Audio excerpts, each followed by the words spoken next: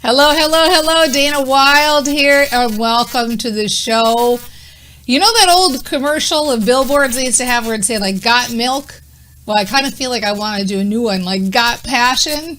Because it seems like, well, I'll tell you how this came up. I did a live event, and one of the people at the live event, longtime brain trainer, master brain trainer, kind of was a little taken aback to get this question, said that she's kind of skating through her life, and every day is a little bit meh, just kind of a little meh. Is that a word? I think it's spelled M-E-H. If it is a word, that's how you would spell it. In my humble opinion, meh. And so I was thinking about it, and I thought, I think sometimes people who, entrepreneurs, when they're making their offers, and they're out talking about what they have to offer, and they're talking about their businesses, you get a little meh. And I think it happens because we get so used to what we have, we kind of forget how awesome it is. But the reality is, if you're going to go out and get people on board with your message, if you're going to be the face of your business, then really you need to be thinking and living and breathing passion. And it doesn't have to be excited, bouncing off the ceilings passion, like, you're totally impossible to be around because you're so excited all the time, like you're on the uber high end of the emotional scale.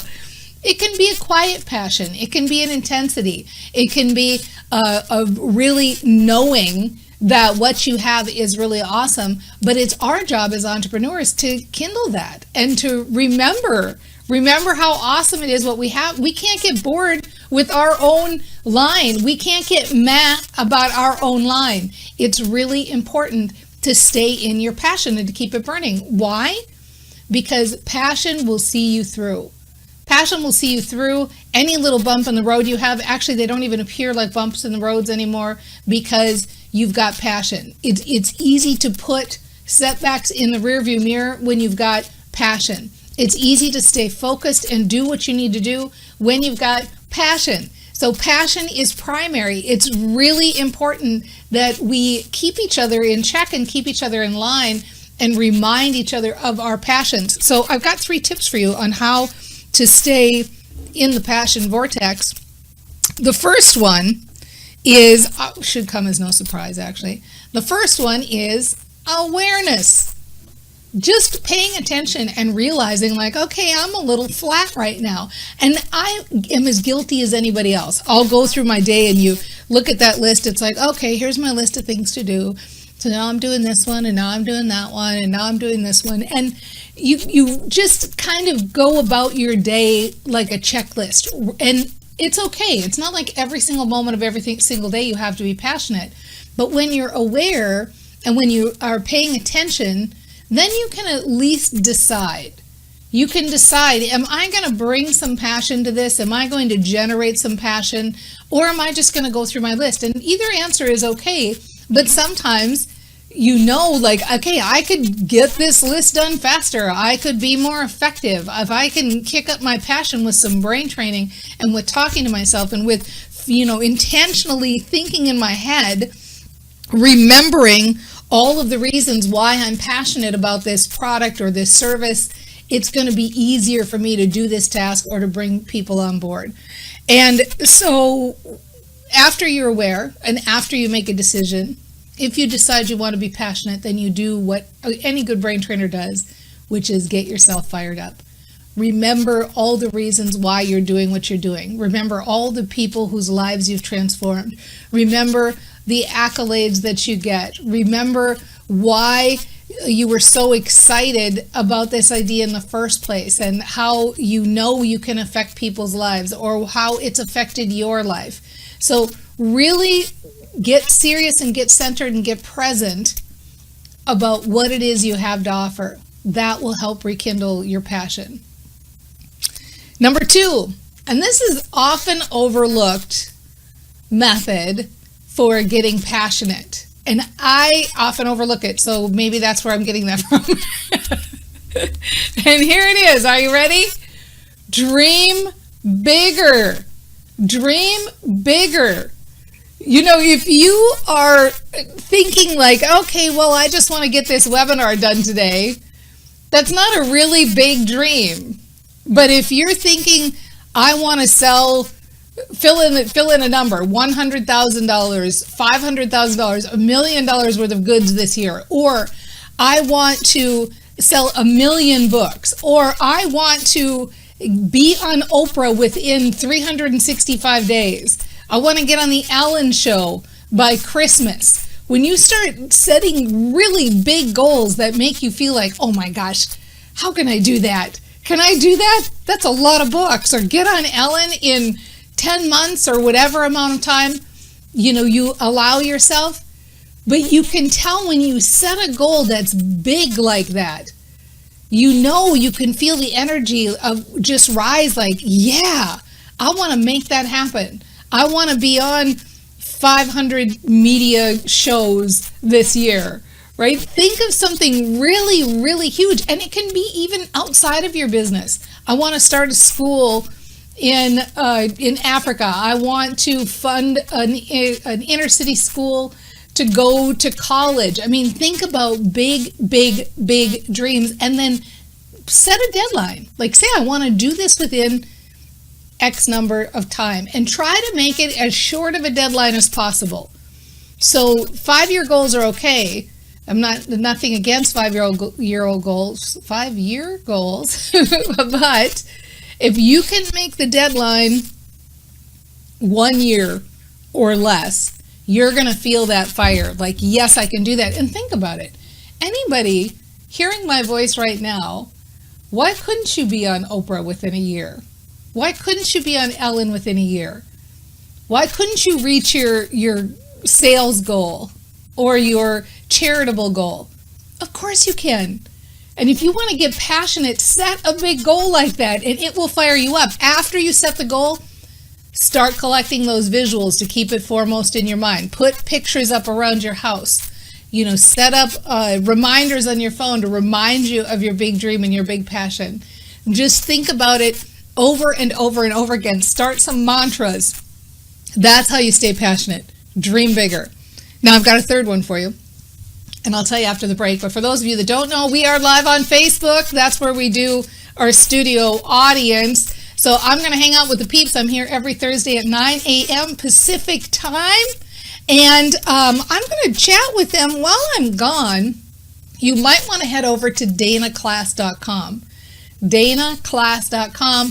I've got a really cool workshop. It's actually a masterclass about how to use influencer attraction marketing, something that I created, and I've used it to build 2 businesses. And if you don't like being salesy, but you want more clients and you'd like them to come to you, then you definitely want to check out this class.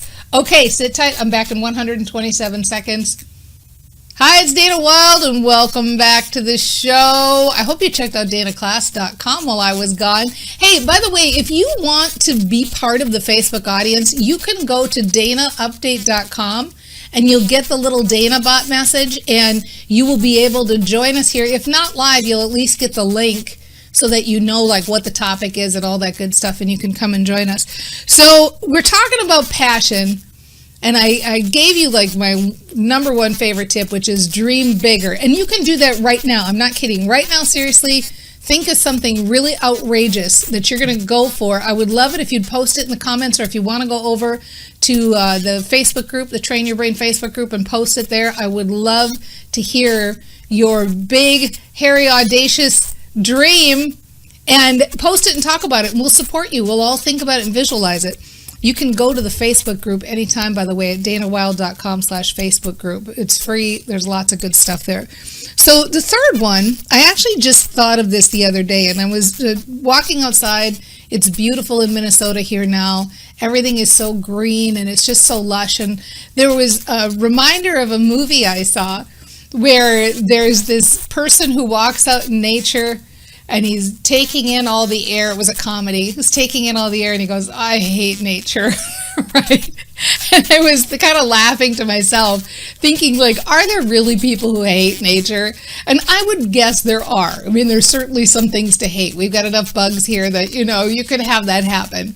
But I thought, generally speaking, there are these boxes, we'll tick these boxes and call them fail safes.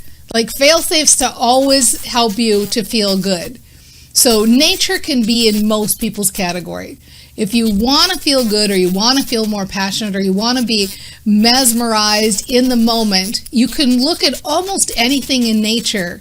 Look at a flower or a tree or any wild animal or a bug and just think, wow, look at this. Look at this creature. All the different birds that have evolved in so many different ways, all of the different colors and amazing lifestyles of all of these different plants and animals and creatures and insects and all of this stuff. It's really a challenge to stay not in a moment of wonder when you're looking at things in nature. So that's on my fail-safe box. Another one for me on my fail-safe box is animals. I know if I hang out with any animals, whether it's here or at the Caring for Cat shelter, it's going to be an instant feel-good for me. And then I thought of the big kahuna that is probably on everybody's list in some form or another, and that is music. Music.